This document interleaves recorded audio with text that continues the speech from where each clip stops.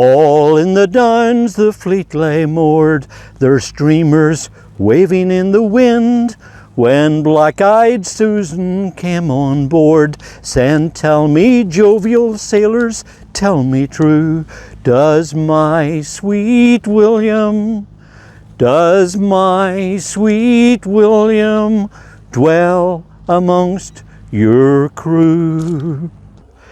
That was a poem and later a sea shanty written by John Gay about 1729 in England, about a poor lady who's searching for her lover, a sailor who goes off on long sea voyages.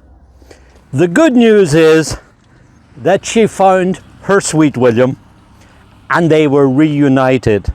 But with all the concern and worry and anguish, she had blackened eyes and was known as Black-Eyed Susan, a title that we use today to describe the common name of these fantastic American native plants. These are, of course, Rudbeckias. Now, the name Rudbeckia comes from Sweden. In fact, it comes from two eminent Swedish botanists. Both were called Rudolf Rudbeck, father and son. They were at the University of Uppsala, and when Carl Linnaeus, the father of modern botany, was looking for a name for the new genus that came from North America, he decided to honor his teachers and mentors by calling it Rudbeckia. Now, there's about 25 or 30 different species, annuals, biennials, and perennials like this one. Some of them grow quite tall. There's one perennial one that grows taller than me. But over the years, we've grown several forms here on the nursery, and we've narrowed it down to a small selection of ones that we know to be the very best performing perennial varieties. And I'm going to show you now in this video a little selection that I think you might want to try in your garden. And this particular variety here is probably the most widely planted of all of the perennial sorts. This is, of course, Rudbeckia Goldstrom. And this is a terrific perennial.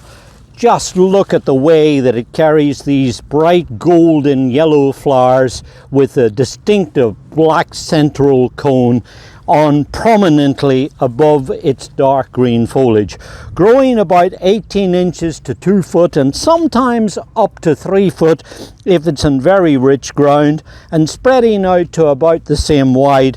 It's an excellent plant for putting in even as a single specimen in a bed and border.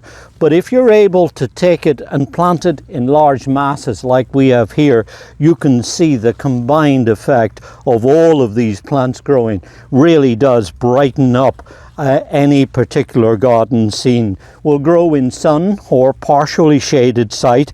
It will grow on almost any type of soil as long as it's not too wet, and preferably also one that's not too rich. And once it gets established, you'll find that this is a terrific plant because it really requires very little maintenance. And once that does get established and get its roots into the ground, you'll find that it's remarkably sun and drought tolerant too, putting on a good show right through the heat of the summer. Starts to flower usually in July and continues through to September. And once you get it going in the garden, you'll find that generally deer don't bother with it too much either. And what I like about it is that it makes a very good cut flower. You can go in and harvest some of these stems here and use it for brightening up arrangements inside your home as well. What's interesting about this plant is that it was actually introduced way back in 1937. You see, seed was sent to the University of Graz in Germany, and from there it made its way over to a nursery in what was then Czechoslovakia, today the Czech Republic. And there on that nursery was a young man called Heinrich Hagmann, and later on he was to become the head gardener to the famous plantsman Karl Forster in Potsdam in Germany. And when he was working on the nursery, he noticed that out of a batch of those Rudbeckia seedlings, there was one that was particularly short and compact, very free flowering, and just a good performer. He was so impressed with it that when he took up his new appointment with the famous plantsman, he took with him some plants. And it said that when Forster seen the plant first, he cried out, "Goldstrom," or "Storm of Gold," or "Gold Storm," and that's how the name came about. Then in 1999, when the Perennial Plant Association chose it as their Perennial Plant of the Year, it really became very well known, and deservedly so. And so, while it's well known, if you haven't tried it yet, I suggest that you probably look out for some plants and try it, because it really is an excellent performer, and one that has, as you see, stood the test of time. And when you're looking at Rudbeckias in any of our partnering garden centres, you should probably take a look at this variety too. This is Viette's Little Susie, a really terrific performer. I like the fact that this has a brighter, I suppose more engaging shade of yellow. It really makes a very effective plant when you have it massed in a mass display. It will grow perfectly well as a single specimen too, of course, but when you see all of these flowers grouped together like this, I think you can see what an effective display this would make if you're able to put them in say groups of 3s, 5s or 7. Will grow anywhere in the garden, in a border, in a bed, in a prairie garden, and if you're looking for something that's going to attract pollinators and butterflies and birds, well, of course this would be perfect for that. The thing that I find about this variety is that it's very free flowering, but also well branched, producing its flowers on these strong sturdy stems, which makes it a wonderful plant for cutting and using in floral arrangements. I also see that it is hardy, reliable, really good, down-to-earth, good performer. I think it grows a little taller than I sometimes see it listed. We find that here it grows more like about 2 foot, perhaps 2.5 foot by about 18 inches or so wide. So if you're looking to put this into a mass display, you would put them in at about 18-inch centers or so, and then you'll get this fantastic radiant effect with all of these bright, beaming yellow flowers. Found in 1990 by Mark Viette on Viette's family nursery at Fisherville, Virginia. This is another excellent form that you might want to think about getting into your garden as well. This is Viette's Little Susie. Now, another excellent performer that's proven its worth over the years is this compact mound-shaped plant here. This one is called Little Gold Star. Here's one that never fails to perform. It is a very good, tight, compact, knee-high little plant that only gets to about 16 inches by about 18 to 20 inches wide, and has lots of these darker golden yellow star-shaped flowers which come out and put on really all of this terrific performance. If you're looking for something that's a bit more structured, that is a bit more rigid in its shape, then these will definitely do the trick. Would be very good for putting down the sides of avenues or the sides of paths or driveway. Somewhere where you want, say, an edger that goes off and edges beds and borders.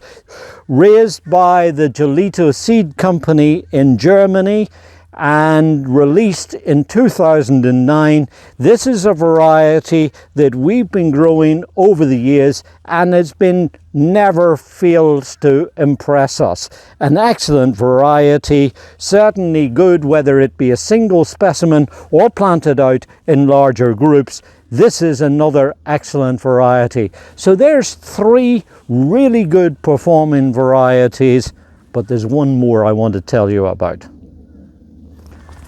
And like the good wine, we save the best for the last. This is Rudbeckia American Gold Rush. Now this is a really special variety of our native black-eyed Susans. It's one that was developed by Brent Hovarth at Intrinsic Perennials. It's got everything that I mentioned about in the other varieties: hardiness, reliability, good performance, drought tolerance. And also, when you look at it closely and feel the foliage, you'll see that they're covered with lots of little hairs, which means that normally deer tend to leave it alone. That's not saying that it's totally deer proof, but certainly in our experience, we've not noticed this been damaged particularly by deer. So there's a very good chance, if you're having deer issues in your garden, that this is going to be passed on by, hopefully. Now this is a plant that grows to about 2 to 3 foot high by about 3 foot wide. It grows into a distinctive mound shape, and as you see from all of these plants here, they're covered with lots of finely branching stems, and each one carrying lots of buds and then flowers at the tips of those. So when you see this growing, you'll see that it is literally covered with lots of these very bright, eye-catching flowers. The shape is really impressive too, and that means that you can grow it either as a single specimen on its own in a bed or a border, or perhaps in a cottage garden. But if you have a mounding hillside, or perhaps a garden somewhere where you're looking to make an impressive display, perhaps alongside driveways and pathways, anywhere where you're looking to get this kind of massed effect of all of these gorgeous flowers, guess what? This would be perfect for that. It's a really good, impressive, hardy and reliable performer. But there's one more thing that makes it stand out, and that is that this plant, from the moment we've had it here under trial in the nursery, we've been really impressed not only by its vigor and its bushy habit, but also with its disease resistance. So this is a low maintenance plant with a high performance, and that's what makes it so really special, and one that I hope you get a chance to grow somewhere in your garden. This is David Wilson. Enjoy your gardening. It's good for us, and it's very good for our environment too.